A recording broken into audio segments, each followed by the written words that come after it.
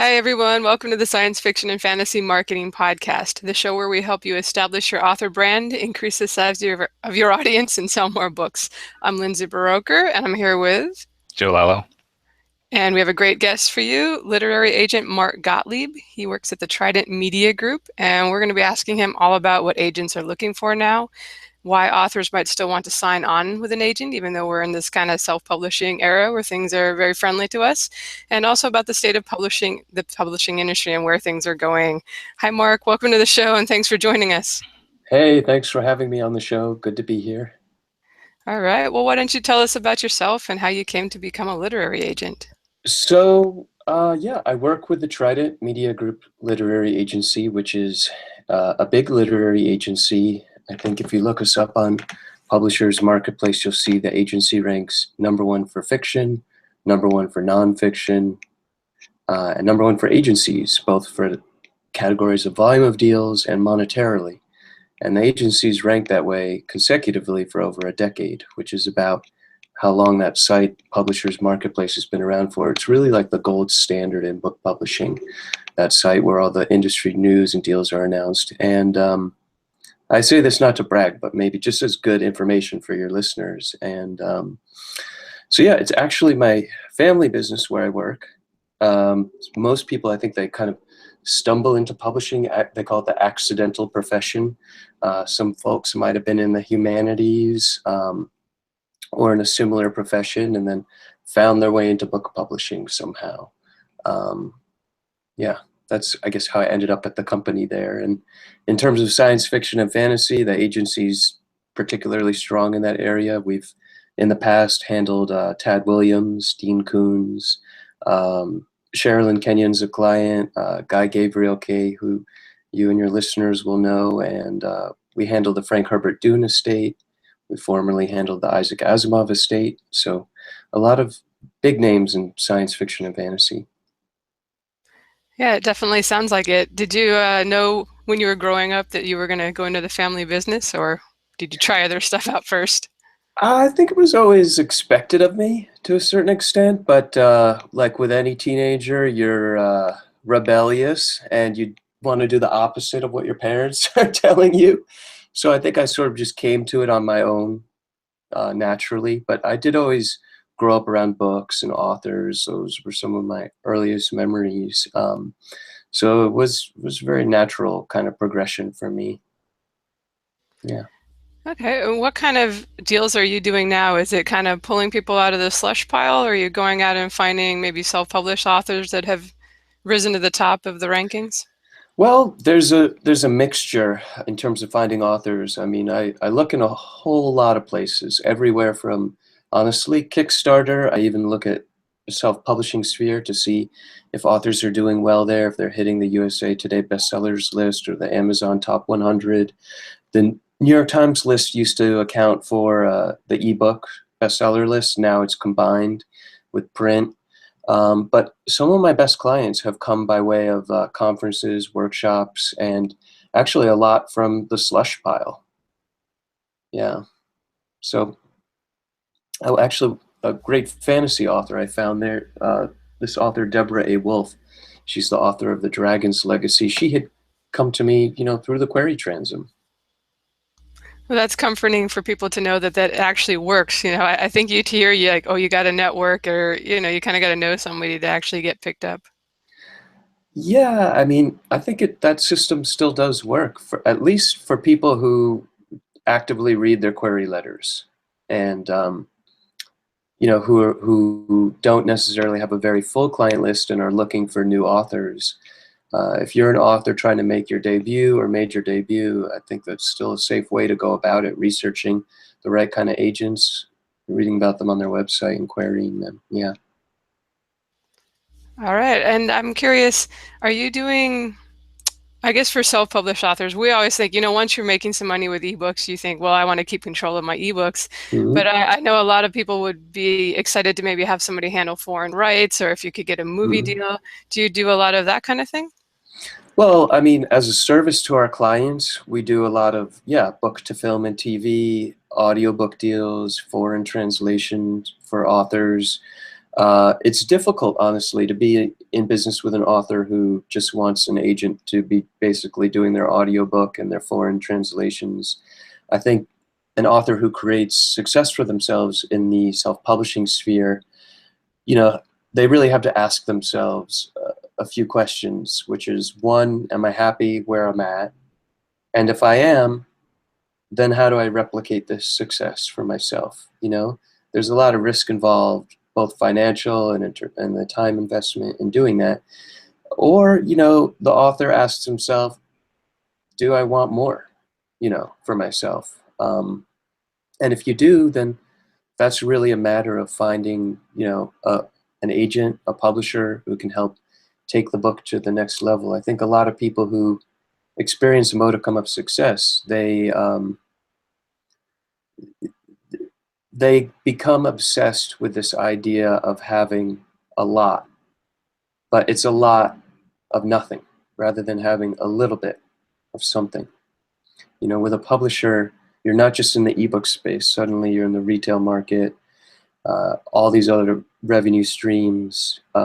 It lends a lot more providence to the book, so it's easier to sell to a movie company or an audiobook or foreign company, where a foreign translation publisher, whereas if you're just showing a self-published author to a foreign publisher, it just won't carry as much weight as having a, you know, traditional trade publisher behind it. Yeah, I can imagine you can get a better deal overall if you have the whole package to shop around out there. Yeah, I mean, what's great about the self-publishing space, and if they had decided to move into traditional, was maybe they created some success for themselves in selling a lot of books, and it's becomes something of a proving ground to publishers and folks considering a self-published author. And you know, there are other considerations that go along with that.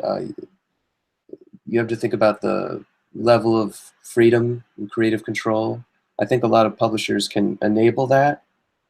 We certainly do, you know, in our dealings with publishers, but it's really about I think an author having final say, not just being consulted on things. And it's nice in a way to not have to actively go out, find your own cover book designer and pay for them, you know, having to wear all these different hats in marketing and promoting the book.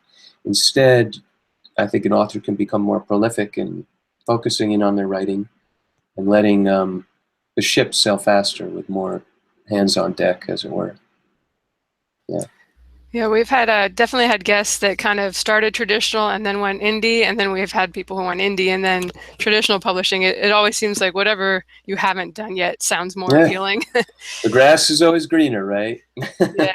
Do you have a lot of people that are trying a hybrid model now? That seems like a really great I do. option for a lot of authors. Yeah, certainly there's some authors who do a mixture of hybrid publishing. I think there's, for instance, there's some authors in the ebook space who realize that sometimes Amazon can be a volatile place for authors.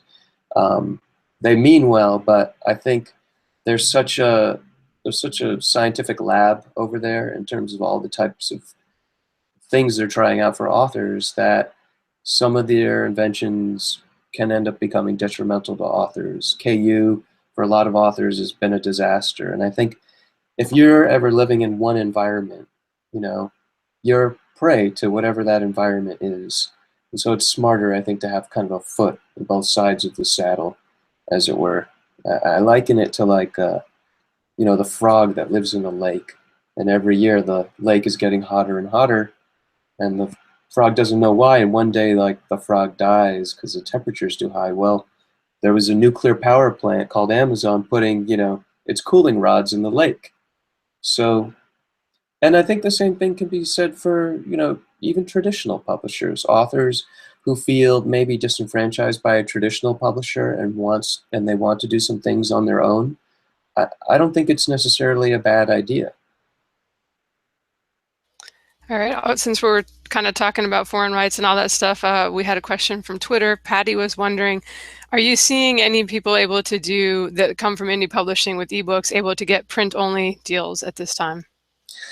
Not really. I think early on there was an author called I think either Bella Forrest or Bella Andre, who had sought out a print-only deal. And this is in the very early days of publishers really letting their guard down. There was a lot of snobbery about ebooks, several years ago or so, where um, even if an author had sold 500,000 copies, a publisher didn't care because maybe it was sold at a really low price, like $1 or $2 or $3. Whereas that's changed now. And so early on, some people who were open to it, they tried a print-only deal for this, I think, this author, and it proved disastrous for the publisher. And it's forever been a test case for the industry. Plus, especially in genre fiction, most of the sales occur digitally.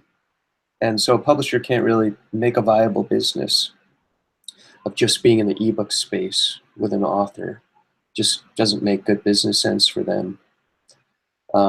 There may be, much, much smaller publishers that would be willing to try it, but they probably wouldn't pay much in the way of an advance, or some maybe no advance at all.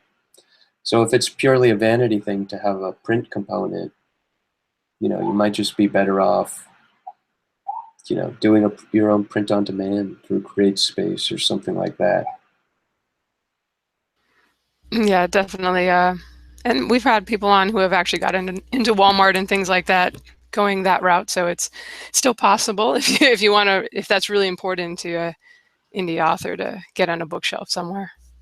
Yeah, I think so. It's happened for some of our clients who we have a digital media and publishing department where we help authors who want to self-publish do that. It's kind of like a step above self-publishing. We're not a rights holder. We still act as an agency.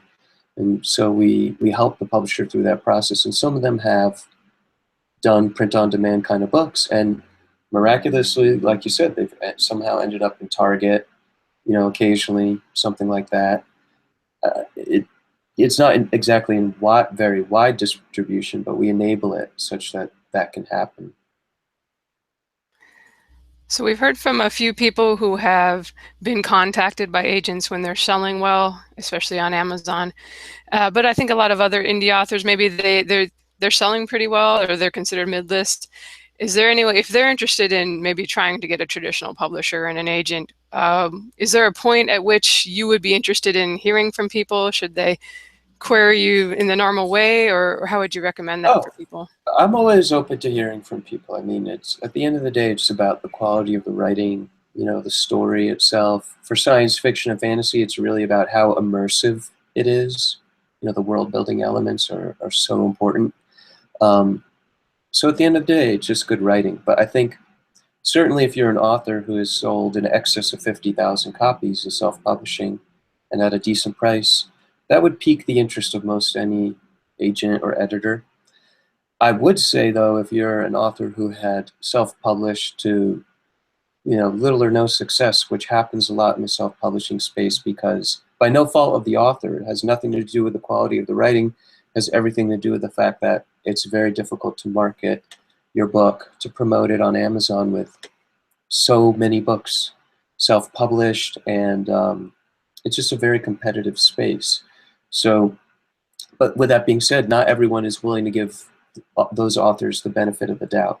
They see a self-published book, they see that it has just a few reviews, maybe only 10 copies sold, which is the reality of most self-published books, and they're reticent to take it on. They just don't give people the benefit of the doubt. Whereas I'm different in that regard. I mean, I have an author who I found in that space who he had self-published to little or no success. And I said, let's be quiet about the fact that you did that. I think it's a great book idea. We submitted it to publishers. We didn't tell them that it was self-published, and we ended up placing it with Penguin Books. And then we optioned the film and TV rights to Ron Howard's company, Imagine Entertainment, for Jason Bateman to do the movie. But he had actually approached 50 agents before coming to me. It took him that long to, I guess, kind of learn that lesson or something. So yeah, I think the author has to be careful about how they present themselves in that landscape. It's good to hear some example numbers, because I think in self-publishing, if you can sell even 10,000 copies of your book, you're feeling like you're awesome because you actually made good money. But yeah, I could see where publishers would be like, yeah, what's 10,000, you know? Well, I mean, even most publishers will be happy with a book of their own that they could sell 10,000 copies of. I mean, don't get me wrong, but for an author to really make the case for themselves, if they're like a really big success, yeah, I think more copies sold. Yeah. All right, one more question from me here, and then I'll let Joe talk. I'm curious if, we've got this person who's thinking of trying to get an agent. Would you be more interested, or would publishers be more interested in an existing series that's selling well and maybe is most of the way published, or is something new going to be easier to sell? In most cases, I find it's a little awkward for a publisher to walk in on the middle of a series or a series that's really far along. Even when the first book has sold, sometimes they can jump in, but it's usually better to try something new and fresh on the market, like a new standalone title or a new series. You could simultaneously let the publisher know, yes, the backlist is available in case you want to take on this pre-existing series. Um, but, I always try something new and fresh with the market when I can. Um, but short of that, I would say you could always remove the series from online and try and present it as something entirely new if you were so adamant about getting that particular series published in a traditional way. All right, sounds good. I suppose an exception is if you're The Martian or something and you're in the top Yeah, 100 of Amazon for a right. year. Yeah, we should all hope, right? He had been rejected by a lot of publishers, I think, until Julian Pavia, an editor at Crown, picked up on it. Andy Weir had resolved to just serialize the book, and this editor clearly had a vision for the book. So I see the new one is coming out too. I think they just debuted the cover. Yeah, I just saw that on IO9 or one of those sites, I think. It sounds pretty cool. All right, well, let me let Joe ask a few questions, and in the second half, we'll ask you a little bit about the state of the industry stuff, if you like to make predictions. Oh, okay. I'll get my crystal ball. All right. So my first question is, we talked about a bit about how the back catalog, particularly if you sold particularly well in the past, can help you potentially get representation. But let's say, for example, that you had a strong series, and subsequently you've written a few books that haven't done as well. Like, is it more important that you have done well in the past, or should you have been doing well more recently in order to sort of improve your odds?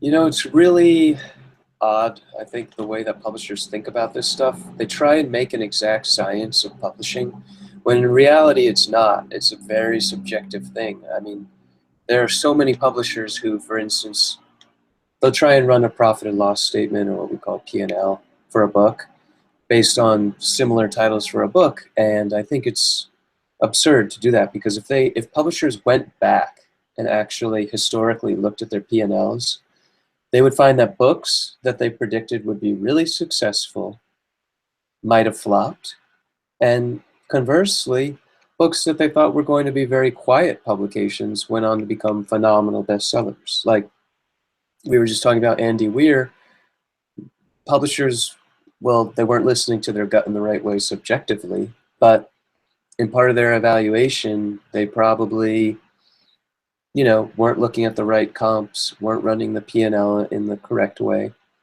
So with the self-published stuff, if you've self-published maybe a successful series here, but then had some other quieter publications elsewhere, publishers are very risk averse. So they're going to look at a sophomore slump that an author might have had and be very reticent to take on the author. That stuff can become a scar upon the author's name. And so it's almost better in that instance, not to show that to publishers. I mean, some authors go as far as to maybe remove it from online or mention of it, or, just to be quiet about that fact, not really to draw much attention to it. It's tough in the internet age, because if people dig enough, they will find it. Like, as you put it out there and it's kind of out there forever. But yeah, I think it's very, very important if you're going to be self-publishing to be thinking about it in a smart way, especially if you're going to be going the traditional route. Yeah. All right, that makes sense. And I know that like the sophomore slump you talk about, especially I know that that's a concern because a lot of people spend 10 years writing their first novel and it's got 10 years of honing on it, and then the next novel that they come out with 8 months later is an 8-month novel that shows it. All right, so another question I have is I actually had a multi-month courtship with representation with Trident back in 2012. And back then, one of the big things that was being discussed was which genres would sell best. I'm a multi-genre author. I had some stuff in sci-fi and some stuff in fantasy.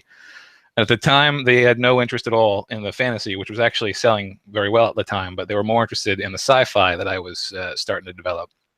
So how much does the genre and the current hotness of a genre affect someone's, attractiveness to an agent? Well, some of it is market conditions.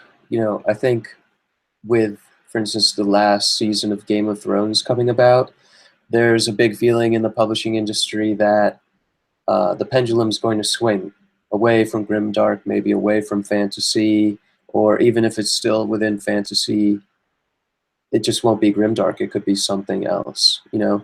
Within science fiction, for a long time, it was everyone wanted hard sci-fi following the success of Andy Weir. They were obsessed with it because it was like a #1 New York Times bestseller. But then the interesting thing that happens is almost as soon as you notice a trend, you're already out behind the wave. You want to be riding the crest of that wave. And now editors are just inundated with hard sci-fi, it seems. They tell you they're not interested, the same way that a lot of young adult editors are saying, well, we don't want any YA dystopian fiction until, of course, the next big book comes along, right? They'll tell you they have it coming out of their ears until... So, I mean, there are some people who, look, they look at market conditions and they try and roll with the punches, but I think you can't always listen to that entirely. For instance, we have one author, Justin Cronin, who wrote the Passage trilogy. The last book in the series, The 12, hit #1 on the New York Times list in hardcover. There are vampires in the book. I mean, it's kind of futuristic. It's like there's like this disease, this bacteria that brings it on, but in its essence, it's a vampire novel or a horror novel, which are two struggling genres that, any agent who gets a query in their inbox that says vampire or horror, which they treat those like dirty words in book publishing, they don't want to have anything to do with that for the most part. So this author kind of changed everyone's expectations. So I think you can't just live by what the market is dictating exactly. Just got to look for good storytelling. That's good to know. I know that a lot of our listeners like right to market is a thing we talk about a lot on this show, and there's a divide amongst some of our listeners as whether writing to market or just writing the best story you can and trying to find a market is the best way to go about it. So I'm glad that there's still people on either side of that in the publishing biz too. Yeah, I mean, look, you got to be aware of market forces, but you can't just pander to them. You'll just be riding out behind that wave if you completely pander to that stuff. Yeah. All right. So we talked a little bit about what I heard referred to as ancillary rights, which is the audio rights and all that stuff. Everyone that I whenever it comes up, it's always audio rights and foreign rights. Are there or translation rights? Mm-hmm. Are there like any other rights that someone should be concerned about that maybe have been overlooked in that list? Well, there are a lot of rights associated with a book. I mean, board game rights, theme park rights. I mean, you could go on and on all day. Calendars, T-shirts, but people most readily mention foreign and audio because, for instance, audio can end up comprising 10% of an author's overall business. And let's say you have a really big catalog of books, it's nothing to scoff at. Foreign rights usually ends up being certainly for our company, it comprises about a third of our overall business. So it's a very big and important part of the company. And for an author with a catalog of books, that's what it's going to begin to look like for you. So, for instance, if an author is self-publishing, they're not really in audio in a big way, they're not really in foreign in a big way. Those are just chunks of their business they're missing out on. I think that's why those rights are more readily mentioned than other kind of ancillary rights. And yeah, book and film, TV rights come up too, because that's kind of like the pipe dream. Everyone hopes for that, but yeah. Yeah. There's always the dream you're gonna get. Like the sequence is always when something big happens in someone's life. They're always like, "Oh, you're gonna get the book deal," and then when something big happens with a book, we're like, "Oh, here comes the movie." So it's Yeah. like that's apparently the sequence of success in everyone's head. Well, I mean, I think the movies can help to sell books. They don't. A lot of authors get obsessed with the movies because it sounds glamorous. It feels like winning the lottery, but in reality, even if you're a big author, at most what you get is like a production credit. Your name appears in the credits, and they pay you a fee associated with that. And when they option it or they sell it, this is stuff against the purchase price. So it's not as huge or as viable a business optioning or selling film rights as it used to be. Even for someone like J.K. Rowling, where she's really making money is on the books, because the Harry Potter movies, certainly if you remember with the first one, when people were camping out of bookstores for the next book, it became a couch companion to the book. It was driving people to the bookstores. It's a big TV commercial for an author's book, is what it is. So I treat it like marketing gold. Yeah, it's fun. I've heard Chris Rock say the reason he continues to appear in films is because it keeps people seeing him in stand-up. So, Yeah.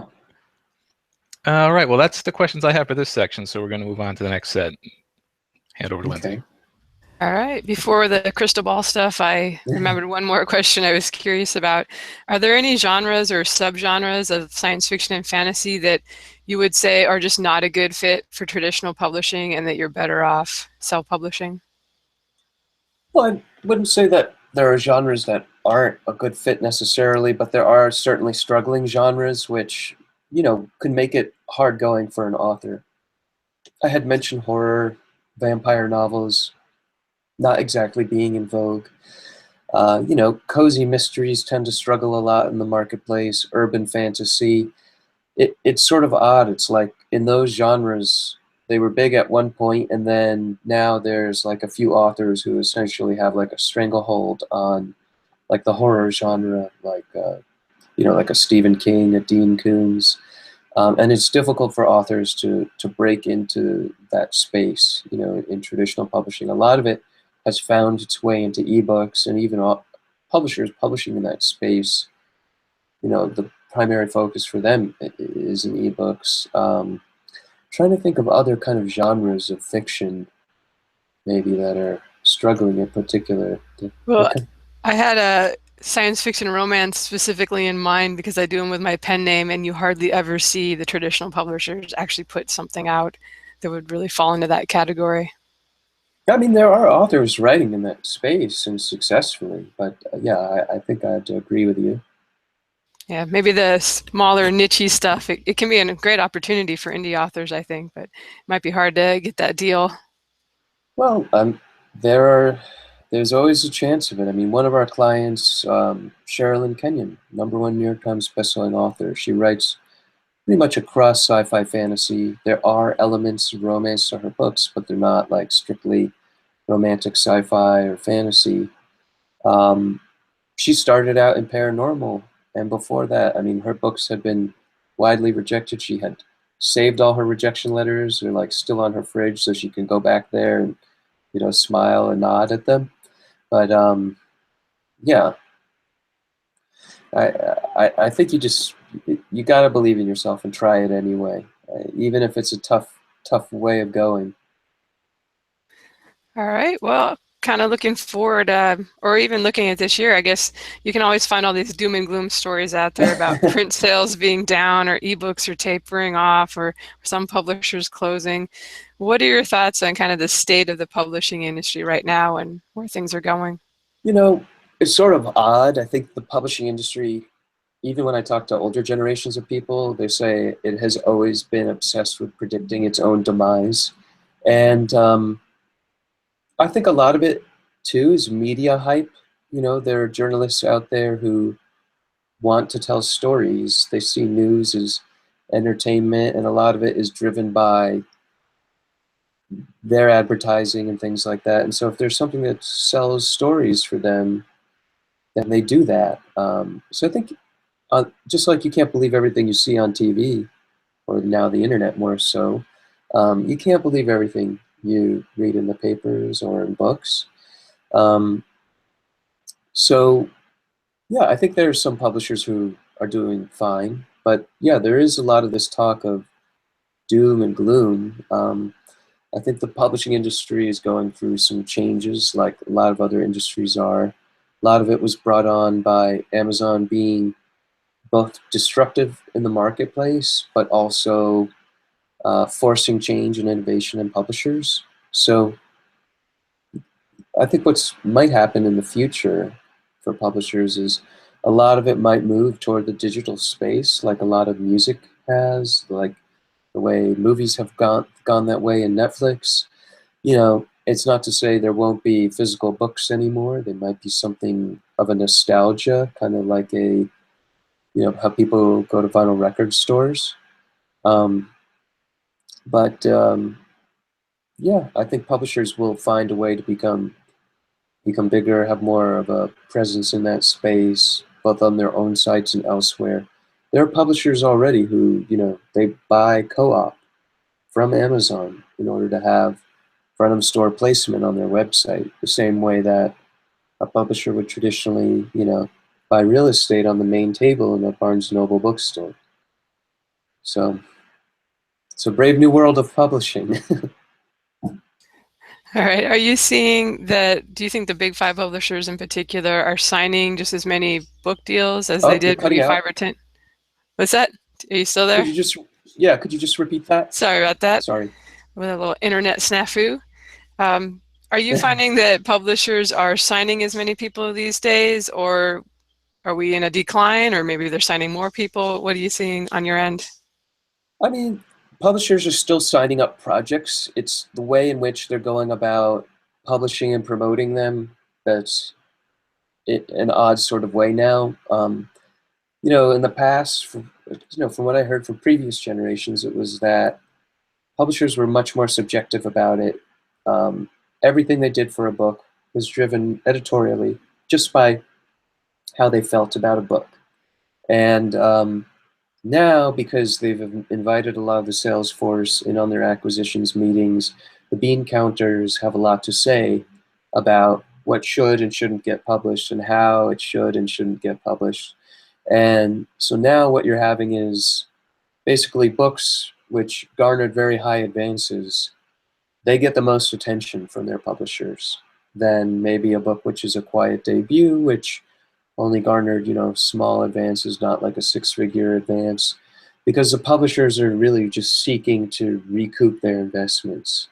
And of course, you could displace that investment, seek to recoup that on other books, but they actively focus in on the books they've spent the most money on, which I think is very problematic for authors because publishers put all their attention on practically two or three books on a given imprints list. They have hot titles or lead titles, then below that are maybe like some lead titles or key titles. And then everything else kind of falls into the mid list, or can easily be lost in a publishing house.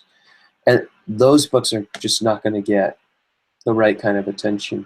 So look, it's not a matter of yes, I mean, yes, on the one hand, it is hard to get published, but it's more so a matter of being published in the right way. I think an author needs an agency to help position them in the publishing landscape in the right way to get the right kind of attention for a book, to find an editor who believes in an author, who continues to invest in their career. For instance, Suzanne Collins, before she wrote The Hunger Games, had written dozens of books, which just weren't successful, but the publisher kept believing in her writing and kept publishing her books. The same thing happened for Dan Brown with the Da Vinci Code. The same thing for Gillian Flynn before Gone Girl. So I think that's what's kind of keeping the industry going in a lot of ways. Just people, the few people anyway, who know to trust their gut instincts. We've heard from a few authors that maybe started traditionally published and then later went indie, that it did kind of sound like, unless they were one of those people that got the big advance, that the publisher didn't put a lot of publishing or advertising dollars behind them. Would you say that, I totally forgot what I was going to ask.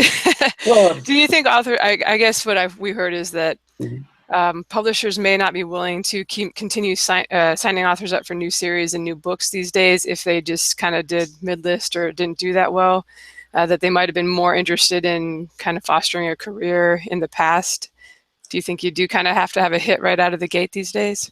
I mean, it helps, or if the book is received extremely well with reviews and awards, or maybe the book didn't fully earn its advance back, but it was really close to doing that. Most publishers are happy with a book that even comes close to earning its advance back, because frankly, most books don't. And the publisher, you got to keep in mind, before they're even thinking about paying out royalties and beginning to recoup the advance, they're recouping costs of their own. So even with authors who are just breaking even or close to that, the publisher is still in a happy place. In terms of what you mentioned a little bit before that, publishers putting the right kind of muscle behind books. A lot of authors feel like they're left with a marketing bag when they come to a publisher, by the nature of the fact that, look, the publisher's going to do a TV commercial for a book, but it's only going to be, like I said, the top 2 or 3 performing books. I think yes, it's in part incumbent upon the author to help market and promote their books, because at the end of the day, people want to hear from the author. They're not going to want to hear from the editor. They're certainly not going to want to hear from me. Sometimes that's a matter of doing blog outreach, saying, hey, can you review my book or interview me?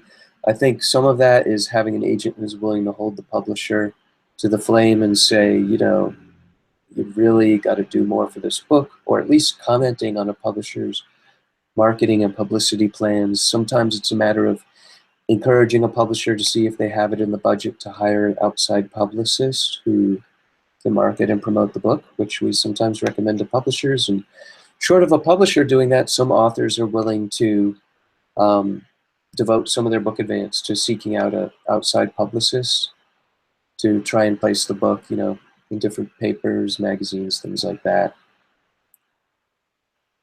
I suppose since we are kind of a marketing-oriented show, I should ask you, if an author signs with your agency and is fortunate enough to get a deal, what kind of marketing are they going to be responsible for most likely, and are there things that you recommend that they do?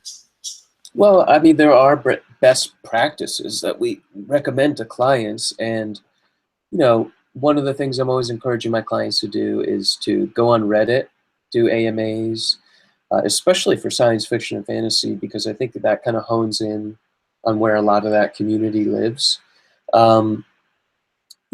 I did mention the blog outreach, things of that nature, and generally speaking, I encourage clients to just think as creatively as they can about marketing, that the sky is really the limit when it comes to that stuff, because you can get some interesting results in that way. I remember when I was at Emerson College in Boston, there was this terrorist bomb scare, because there were all these night bright, light up boards all around the city for the Moonanites from Aqua Teen Hunger Force. Adult Swim had hired a guerrilla marketing firm to, put those all around the city. And there are a bunch of old ladies saying, oh no, it's a bomb. Someone's got to disarm this thing, And it created a lot of negative publicity for the marketing firm. But there really is no such thing as bad publicity. It got more attention for the show than they had ever hoped. And so it worked out in a really interesting sort of way. So, for instance, I have a client, Christopher Steinsvold, who wrote this kind of comedic sci-fi book, kind of like a Douglas Adams meets like Little Green Men or something. The book's called The Book of Ralph, and it won the silver medal for Benjamin Franklin Award. He wanted to market and promote the book, but he's a skater dude, so he wanted to kind of do this in an unconventional way. So one of the things he did was, during this past election, he went to the RNC with rainbow stickers that said Ralph on them, you know, the name of the alien, the main character in this book. And he was handing them out to like old Republican ladies at their table saying, would you take some of these stickers? And they say, sure, they look great. What does Ralph stand for? And he would say, oh, it stands for Republicans against, you know, pedophiles and, you know, homosexuals. And they would say, oh, or against lesbians, pedophiles, or homosexuals. And they would say, oh, that's great. You know, we love that. We'll take like 10 more of those. So, I mean, there are all sorts of creative ways to think about it. But I do think the biggest thing is really holding the publisher to the fire. And short of that, I mean, getting an outside publicist. Sometimes it's just practically a good idea to get an outside publicist, because while publishers do have their own book publicity departments, their own publicists are charged with promoting, you know, hundreds of titles on their list, which means thousands of titles. And so does an author really get attention in that way, or the right kind of attention? Probably not. Yeah. All right, thank you for that information. I'll let Joe ask a few more questions before we let you go. And I don't know, what you got, Joe? All right, I got a couple questions. One of the things that works exceedingly well for self-publishing is rapid releases. Like, you know, people talk about getting a trilogy together and releasing over the course of 2 months, or you know, putting out 6 books a year, and that does not seem to be the way that traditional publishing works. Like, I guess I should say, if you are a prolific author, how does that weigh in, and can an agency and a publisher monetize that? Well, I think that's why hybrid publishing can offer a lot to authors who, on one hand, want to try traditional, but they're used to being, like you say, very prolific. They're writing a book. I don't know how some people do this, like every month, but they tend to be shorter books, right, when they're doing that. And you have to wonder about the kind of quality that goes into a book written within a month. You know, that kind of model doesn't fit traditional publishing so well, because most books from the date of signing a contract are published 12 to 18 months out. I mean, yes, you can rush to publication. There are publishers who have dropped published books, but you don't get a good result. It's like the, you know, the tortoise and the hare. And think of anyone working at a company, like, you know, my wife, she works at Penguin Random House, and their sales force, when she has a book dropped in on them, you know, suddenly they have to rush to make plans of their own. So yeah, I wouldn't encourage an author to really expect things to move in such a fast way in traditional publishing. There's just a lot of machinery and gears that just has to begin kind of turning in order for all that stuff to happen.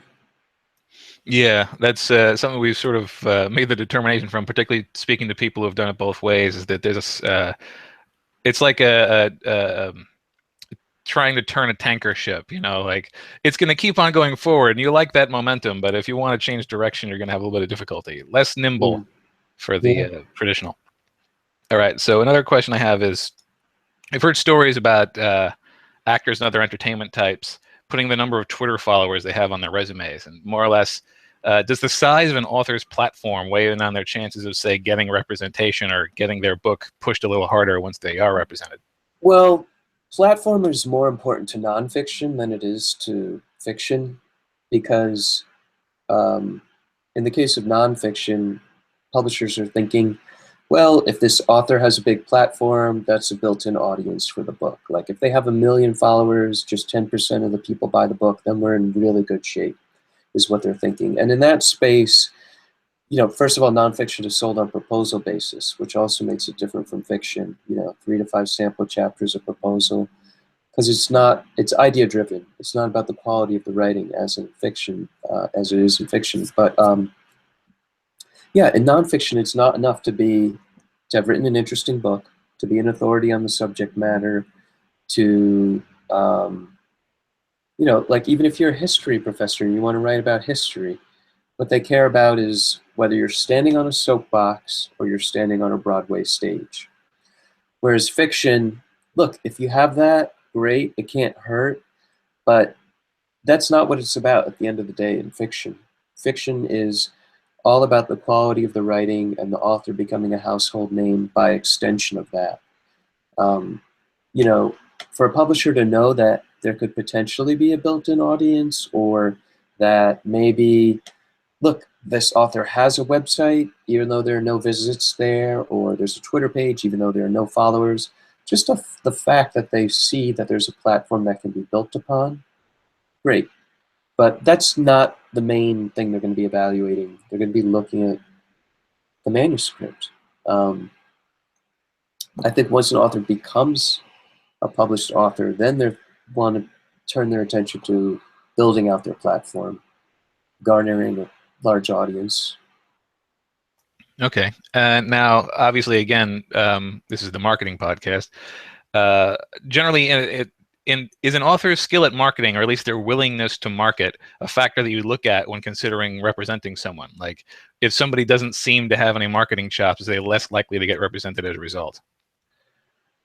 That's a good question. I think publishers aren't really evaluating authors in that way. I think they're mostly looking at kind of the blurbs they've collected. If if there's anything in the author bio akin to that, it would really be, if an author has previous publications with prestigious sci-fi, fantasy, literary magazines, maybe some awards, either unpublished awards or notable awards. For a publisher to see that they're tied in with a grassroots community, that they've gone to conferences, to workshops, it shows they have some savvy about them. And I think that can help, and I always encourage that. I always tell new or incoming clients, like, even if you're not a published author, just tell me any kind of relevant writing experience you have, like even just how you came to writing in the first place. Like that story in and of itself can be marketable to a publisher. Yeah. All right, that's good to know. All right, so let's say that someone's got the representation and they're starting their next book. Do agencies, or rather, do agents or publishers ever sort of weigh in on recommendations for that book that might make it more marketable, or do they sort of leave the creative end to the creator? Well, assuming that this next book is something entirely new and different, not like the next book in a sequel, the publisher, regardless, will have an option clause in their contract, which generally stipulates they get to see the author's next work. Sometimes it can be as worthless as, we just get a first look at this, and sometimes it can be as meaningful as, no, we're the next publisher to be able to make an offer on this, and you have to accept or reject our offer before moving on to another publisher. So because the publisher is going to see that option material, it's usually comprised of, it actually is a little bit more similar to what you would see from nonfiction proposal. It's like a outline, maybe sample chapter, synopsis, description kind of thing. They'll weigh in. I think it would be smart to show it to an author. It would be smart to show it to their agent before going to the editor to get their opinion on it. And I think before even really going down that route, sometimes what I'll do with clients is I'll have them like thumbnail, like maybe 4 or 5 different ideas that they're thinking of pursuing, just like a paragraph on this idea or that idea. And I can say, well, you might try pursuing this or that. I think that's a smarter way of going about it, rather than just writing in a vacuum and then suddenly saying to your editor or agent, this is my next book that is to be published, you know? Yeah, it seems like no matter what the situation, whenever you can get an additional informed opinion, you should get that opinion. And certainly once you have an agent and once you have a publisher, there's an awful lot of business acumen that you may not be aware of that can inform your path forward. Yes, yeah. All right, so I know at least a few authors who feel like having a traditionally published series could help add some gravitas to their indie published work. At least one guy I've spoken to feels like even having an agent is brag-worthy. Do you feel like getting past a couple of the traditional gatekeepers of the writing world could give an author some street cred and help build their non-traditional, their self-published stuff, like if they go hybrid? I think it's a lot more meaningful that an author has, you know, a publisher behind them than just representation. You know, yes, it does mean something, I think, to maybe to an author in a community of authors, but I think to a larger audience of book readers, it means more to them that an author is maybe also traditionally published. That, you know, people are sort of odd about that. You know, before I worked in book publishing, and I would look at the spine of a book, I would just look at the author name and the title. I would pay no attention to the publisher's name. And I think the more time people spend reading books and working in the publishing industry, they begin to pay more attention to who is publishing the book, you know, whether it's a Torforge book or a Bain book. Yeah, I know that I've certainly realized after reading a handful of series, and I'm like, well, it seems like they all have the same publisher.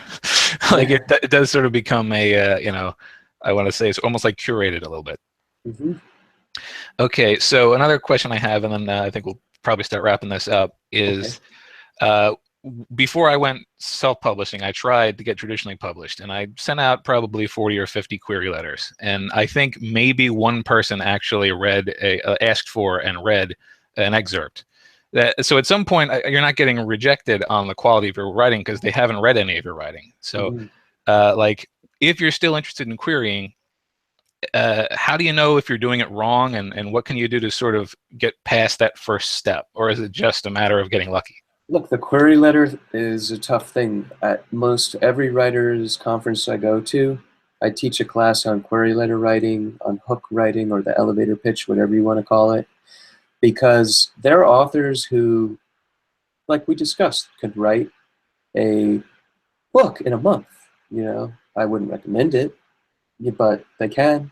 But then I know those same authors who can do that, but will toil endlessly for years over just writing a query letter because the business speak of it, you know, knowing as storytellers, you know, it's the nature of a storyteller, I think, is to want to be expansive and to condense it all into a letter can be very stressful. And what a query letter does for an author is it showcases their writing to an editor or agent considering it. Certainly when I get a query letter in, I read it, and if the writing is good, it's a good indication to me the manuscript will be good. Then I'll request the manuscript. But if even the meat of the story sounds good, like a really cool idea, something that's high concept that I think is fantastic, but the quality of the writing is just not there in the query letter, I can't request it. So some of that is honing in on how to write a query letter in the right way, because you have to think about the experience of editors, agents reading hundreds of these a day. They're reading the first sentence or two, and if it doesn't grab them by then, they hit delete and they move to the next one. So one of the things I have students do in my workshop is they kind of hone in on what the hook is of the book. You know, one sentence or at most 2 or 3 sentences.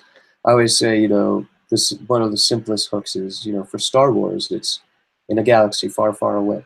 Okay? I mean, I'm not saying to do that, but put the meat of the information up front.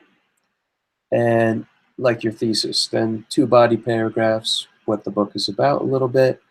You can speak to some of the literary merits of the book, that kind of thing, not too many plot spoilers. And the last paragraph is about you as the author, relevant writing experience, credentials, maybe a link to a website. You can throw blurbs into the query letter, I think after those first 2 sentences, if you've got them, or the promise of them. But I think that's what goes into a good query letter, and it's a framework I myself work within. I mean, my pitches to publishers end up looking that way because it's information you can easily, take apart, um, and maybe a good practice for authors. So, for an author having that kind of experience, maybe they were going about writing the query letter in an odd way, like, you know, or maybe they were less concerned with how flowery the writing was in the query letter and more concerned with just plain information they wanted to convey. Um, and it's frankly, it's not easy just to get people's attention in that way. I heard a story about a guy who wanted to write a book about basketball, and it had been widely rejected by agents. And so what he did was, to get everyone's attention, he bought a bunch of basketballs, and he took a Sharpie marker and he wrote his query letter out on the basketballs. Then he mailed them out to people. They were really pissed off to get basketballs in the mail, but what are you going to do? You can't not miss that query letter. So it's got to be attention grabbing, though, is my point. I'm not saying to, you know, write your whole fantasy book on a Viking helmet or something, but Yeah, no, that makes sense, and it's sort of hilarious in that, like, you hear about lots of times you'll see a mediocre actor get a really good role, and it's not because they're a good actor, but because they're a good auditioner. And it's the same way where it's like getting the job is an entirely different skill set than you would need in the job. It's funny to me how often that is the case, and how writing a good query letter can be the gateway. Not even the agents or the publisher, but the query letter skills are what the gateway to getting published. Yeah, but at the same time, look, it's a scary thought to me because I, for myself, wonder how many great works of writing I must have missed out on just by the fact that I went up based on the query letter and didn't get to see sample pages, That's why, as of late, I've been enjoying the writing workshop scene a lot more than the conference scene because it gets you in like at a grassroots level. You get to experience the writing. You can see authors there who haven't learned to talk about themselves or their writing yet, and who, if tried their hand at a query letter, wouldn't do too well at it. It's its own kind of practice, its own kind of business speak. But at the same time, I'm really happy to be in business with an author who knows how to speak about their work in a concise way, who goes up to someone at a cocktail party and can explain their book in a few sentences rather than droning on about it. Yep. Well, it's well, yeah, it's one of those things where you just don't know that until you've already gotten past that stage. So normally at this point, Lindsay would finish things up, but I'm going to finish things up now for things that are apparent from the video. So, okay. In closing, I just want to talk about: are you actively taking on clients right now? Like, should our anyone who's interested in traditional publishing maybe be looking for you? Yeah, I would really hope that your listeners feel encouraged to, query our agency. They can go to tridentmediagroup.com. There's good information there, and you can read the bios of the agents, see who might be a good fit. Particularly at the agency, the agents who are doing science fiction and fantasy, primarily myself and my colleague, John Silbersack. So if that saves listeners any trouble. But yeah, I'm always open to hearing from new authors. I'm actively building my client list. Okay, great. Lindsay, wanna say anything before we close things up? Sorry, somebody rang the doorbell and 4 dogs exploded. So, but that's it for me too, Mark. We really appreciate you coming on tonight. And is there anything else you want to tell people about, or do you have a personal site you want to send them to, or anything? No, I would just say, keep on writing, tell the story you want to tell the way you want to tell it, and it will eventually find its audience. I think so much of this is just about believing in yourself. You keep beating that drum, and then you realize you just, it is, a sea of people who can say no to you. You just need one person who can say yes, or who says yes. So just keep that in mind. I hope that it encourages some people out there.